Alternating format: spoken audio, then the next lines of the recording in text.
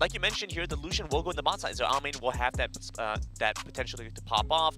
But at the same time, you know, we've seen so much Hellbreaker Lucian. I'm surprised he's going to the bot side at all. Yeah, we've seen it a few times. I think BDG as well has also played Lucian in the bot side before. We've seen it a few games, but mainly, like you said, we've seen like Hullbreaker mid lane Lucian with like Black Cleaver. But I'm expecting more aggressive Lucian build this game. And he better. Stormrazor, Against Infinity FunPlux, Edge, he better. Yeah, exactly. You need to go for it against FunPlux. You need to put everything on the line here for Omega. Obviously, Omega is the only Western team to make it up into the upper brackets of the group stage as well. Brazil is a region that is... That's a good point. Yeah, Brazil is a region that has surprised a lot of people, I think, but they're coming in really, really strong. But now they're going up against the Chinese #1 seeds. We'll have to see how they do in this first game of the series. Absolutely. Lots of hopes placed onto Omega, but FPX looking to keep the domination going as we go into game #1. FPX here with a very powerful late game scaling composition. Omega want to try and look for that lead early. Fun fact, 0711 and Xiaoma are the only two people in the tournament, only two players in the tournament that have not died a single time yet. Oh. Interesting fact. Okay, so we'll have to see if that keeps going as well. Obviously, they haven't played as many games because they're in the group stage, but against Flash Wolves, they didn't die a single time. So now it's that time. We got to keep an eye on that. If 0711 is going to die at all in this competition, in this round, Fado's already in a spot of trouble. No flash forward from Huya. Look at the members rotating down to the bot side for FPX. Yeah, and FPX just get to have such a safe lane here with Selma while waiting for the rest of the team to come to the bot side. Omega really don't have an easy option. In the top side, it's time for Fado to get his revenge with first blood and a solo kill over Huya. Huya was so close. He wanted to attack the honey fruit, but he wasn't able to pick up the honey fruit. I think there was a little bit of a delay there, and he wasn't able to pick up. But really nice solo kill by Fado, taking advantage of that level 5, and means that Omega could look towards the objectives, but it looks like it's just going to be a trade for now. It's a calling for a package exchange, but Almin also had to use the exhaust to make it a winning trade. FPX moving over to the Rift Herald, not trying to make this one go over too easily, but I think we'll be able to pick this one up, though, with the support of the rest of his team. Oh, okay. Out of vision for a second. It's okay. It's all a good. Bit scary. That was very, very scary, but they're going to look to try and get this top side of the map now. It looks like there is going to be a bit of a trade as Yetzi gets a solo kill on the bot side against Almine. Oh, there we go. Gets his revenge. You spawn him out. Now you have no exhaust.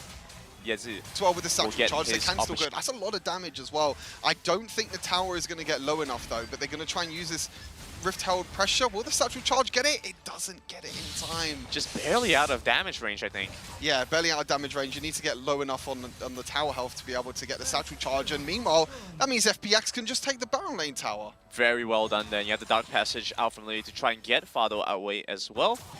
Just a very well done job by FPX. They're going to keep this one going. Pressure in the bot side, pressure in the top side, mid side. You just got to keep it even, you know. You got pulled so much attention away from Omega. They're looking to take this turret down. There we go. Goes down eventually. That's still a decent trade though, I feel like, for Omega. Even though they don't get the first tower go, they still get a trade in terms of towers. I want to quickly mention about the lane assignments that Omega are doing at the moment. They're putting Almine in the bot side. Now, obviously, this is not a Hullbreaker Almine. This is just a full crit Lucian, which means that he's going to be having a very, very difficult time. As I say that, Transcendent Embrace looking to take down Lei, but a Death Sentence not going to connect, lands onto a minion instead. The hook landing here from Lei. Them open. As we see FPX pick up the Rift Herald for themselves here. Yeah, there's not really much that they can do at the moment. This is kind of the problem with Omega right now, is that the team fights and everything. And, oh, Benignus! Oh, he's going to get caught out. Is he going to make the miraculous escape?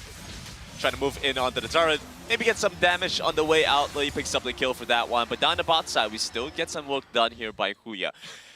Now, this is probably one of the smallest gold leads we've seen so far, considering the last couple of games we've seen. Nova just played a game against Team Flash. We just saw the game from J-Team and RRQ. Both series had some secure the objectives, gold getting the vision control as well. And you can see Omega, they're trying to look towards this top side of the map, trying to get the tower, but look, they're not even going to play aggressive enough. I feel like Omega are really scared in this game. They're not trying to, they're not trying to make these crazy plays or something that we saw against them. They don't have the same pick potential of what we saw against them against Buriram. They don't have the Ashe, they don't have the Lux as well.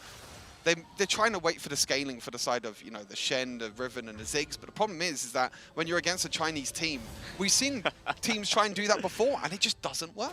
It's we have not to about try and look composition. towards Almine. He hasn't got 2 items completed yet, but I think we have to try and look towards Almine and try and get as many shields and hills on him as possible. As they say that, Team fight breaks out. FPX move in. We find the first kill onto the Karma. Selena will go down. Midside continues to face a barrage by FPX to start to dive in further. 0711 is going to dive in deep. He goes into stasis with the Hourglass, but looking to go down. That's his first death coming through. And FPX might get the midside turn, but they have lost 0711 in the process.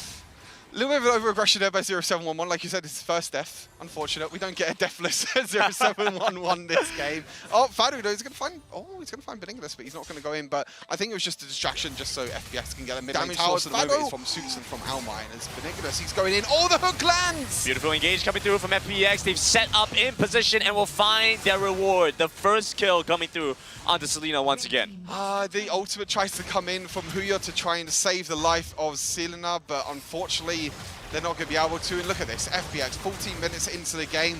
Omega just can't do anything about it at all. You can see Suits trying to push the mid lane, but that's going to be a Baron. No vision here for Omega, so FPX get to pick up the Baron. No contest available this time around. And that's the great thing is that the vision control on the side of FPX, they were able to go towards the Baron. They were able to bait the members of Omega in. It was Benignis who tried to look for the face check onto the Baron. They tried to get the vision control, but the problem is that you're face checking into 5 members. Yeah. You know, the hook from Lei as well afterwards Get away just secures from, the deal. they constantly have to deal with the waves coming through. They're losing a lot of golden EXP through the jungle. Dragon has been up for a while now, but neither team really has any reason to go for it, right?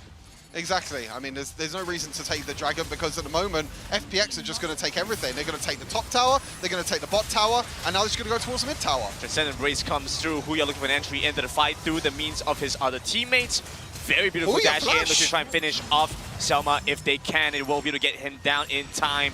Varus goes down, but 0711 working his way onto the Nexus, going through with the counter strike, and he'll be able to get so much done alone. The creeps get it done, and FPX find the first win of the series.